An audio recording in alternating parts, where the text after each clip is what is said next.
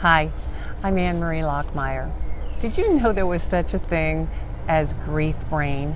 And you know you have it when you put your keys in the freezer or the ice cream in the pantry.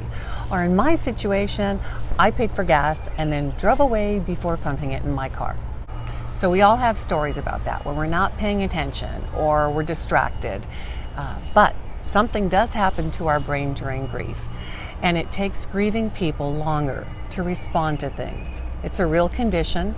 Our brain is not working to full capacity, and we need to recognize that, as it can get really frustrating and discouraging as we don't understand why we seem to be having so many problems focusing. It's so easy for us and those around us to forget that we may have suffered a tremendous life-altering loss, and yet we wonder why we aren't functioning normally or as sharp as usual. It's actually kind of ridiculous. I like to say we're suffering the 4 Ds: disorganized, distracted, disoriented, and distraught. Whose brain wouldn't be impacted by those 4 things? So what can we do about it? Number 1, remind yourself that you are normal.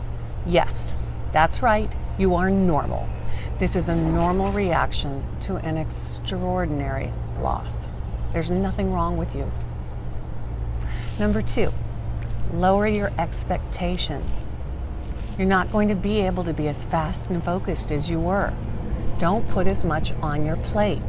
Lessen your load wherever you can. If you can hand off responsibilities, do that at work and at home. Give up some of the things that you might normally expect yourself to get done. Get help when you can, and in some cases, get someone to check your work if your work's really important and you're working with things that have to be exact. Number 3, give yourself extra time to get places and to get things done. Even reading can take longer as we process slower, so give yourself that time. Number 4, make lists. This is something that's important to do all the time if you can, whether it's on your phone or you use a notepad. I encourage you to keep a notepad and a pen by your bed. Now, of course, my problem was I would make a list and then lose it, but at least I made the list. And Number 5, this kind of goes with lower your expectations.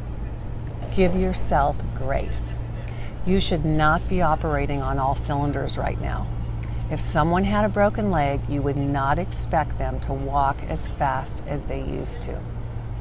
Well, we have broken hearts when we're grieving, and we need a time of recovery too. So it's just not an injury that's seen, but it's there. This grief brain can come and go, so don't think you'll be done with it after a month or after the service. A year after my husband died, it was a particularly tough time for me, and in a 2-week period, I hit things with my car 3 times. I backed into poles and a parking lot pillar that were easy to see, but I hit them. My brain just could not compute. I had 2 cars and I dented them both. I got one fixed right away, and the next week I dented it in the same spot. I was so frustrated and mad at myself. And on top of that, I was really embarrassed. I'd never hit anything before. But now I would tell myself, laugh, Anne Marie, and give yourself grace.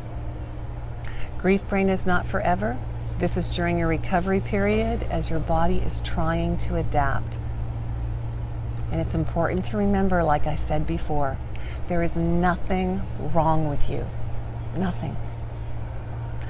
Check out my website for more information, griefandtraumahealing.com, or if you'd like to work with me on grief recovery. Thanks for listening. Of course, if you have grief brain, you may not remember anything that I just said. Thanks.